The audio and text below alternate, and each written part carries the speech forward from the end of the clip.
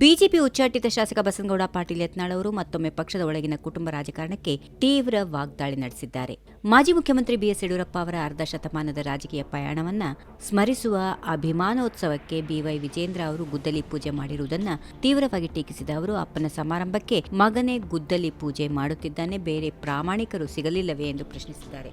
ಮೇ 9ರಂದು ಚಿತ್ರದುರ್ಗದಲ್ಲಿ ನಡೆಯಲಿರುವ ಈ ಅಭಿಮಾನೋತ್ಸವವನ್ನ ವಿಜೇಂದ್ರ ಅವರ ಸ್ಥಾನವನ್ನ ಭದ್ರಪಡಿಸುವ ರಾಜಕೀಯ ಕಾರ್ಯತಂತ್ರವಾಗಿ ನೋಡಲಾಗ್ತಾ ಇದೆ. ಇದಕ್ಕೆ ಪ್ರತಿಕ್ರಿಯೆ ನೀಡಿದ ಯತ್ನಾಳ್, ವಿಜೇಂದ್ರ ಅವರನ್ನ ಬಿಜೆಪಿ ರಾಜ್ಯಾಧ್ಯಕ್ಷರಾಗಿ ಮುಂದುವರೆಸಿದರೆ ಅಥವಾ ಮುಖ್ಯಮಂತ್ರಿ ಅಭ್ಯರ್ಥಿಯಾಗಿ ಪ್ರಕಟಿಸಿದರೆ ಲಿಂಗಾಯತ ಸಮುದಾಯದಿಂದ ಬಿಜೆಪಿ ಬಿಡುವ ಸಂದೇಶವನ್ನು ರವಾನಿಸುವ ಉದ್ದೇಶದಿಂದಲೇ ಈ ಉತ್ಸವವನ್ನು ಆಯೋಜಿಸಲಾಗುತ್ತಿದೆ ಎಂದು ವ್ಯಂಗ್ಯವಾಡಿದ್ದರು. ಇನ್ನು ಯತ್ನಾಳ್ ಅವರು ತಮ್ಮ ಜೆಸಿಬಿ ಪಕ್ಷ ಸ್ಥಾಪನೆ ಬಗ್ಗೆ ಮತ್ತಷ್ಟು ಸ್ಪಷ್ಟನೆ ನೀಡಿದರು. ಬಿಜೆಪಿಯ ಹಲವು ಶಾಸಕರು ತಮಗೆ ಫೋನ್ ಮಾಡಿ ಹೊಸ ಪಕ್ಷ ಸ್ಥಾಪಿಸದಂತೆ ಮನವಿ ಮಾಡುತ್ತಿದ್ದಾರೆ ಎಂದು ಅವರು ಹೇಳಿದರು.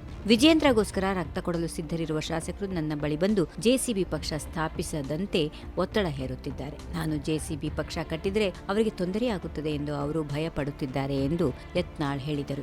ಇನ್ನು ಯಡಿಯೂರಪ್ಪ ಅವರ ರಾಜಕೀಯ ಯಾನವನ್ನು ಟೀಕಿಸಿದ ಯತ್ನಾಳ್, ಸೈಕಲ್ ಹಿಡಿದುಕೊಂಡು ಬಂದವನು ಹೆಲಿಕಾಪ್ಟರ್ ಖರೀದಿಸಿದ್ದಾನೆ, ಇವರು ಪ್ರಾಮಾಣಿಕರೇ ಎಂದು ನೇರವಾಗಿ ಪ್ರಶ್ನಿಸಿದ್ದಾರೆ. ಬಿಜೆಪಿಯನ್ನ ಕುಟುಂಬ ರಾಜಕಾರಣದಿಂದ ಮುಕ್ತಗೊಳಿಸಿದರೆ ಮಾತ್ರ ಸಂಧಾನದ ಬಗ್ಗೆ ಯೋಚನೆ ಮಾಡುತ್ತೇವೆ ಎಂದು ಅವರು ಸ್ಪಷ್ಟಪಡಿಸಿದ್ದಾರೆ.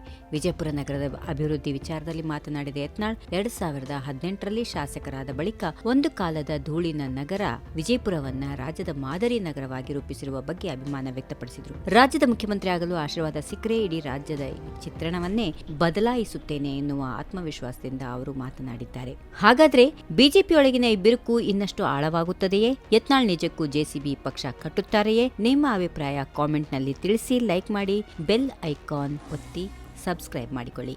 ಧನ್ಯವಾದಗಳು. If you like this video, ಬೇಗ ಲೈಕ್ ಮಾಡಿ, ಕಾಮೆಂಟ್ ಮಾಡಿ, ಶೇರ್ ಮಾಡಿ ಹಾಗೂ ಯೋಯೋ ಟಿವಿ ಕನ್ನಡವನ್ನು ಸಬ್ಸ್ಕ್ರೈಬ್ ಮಾಡಿ.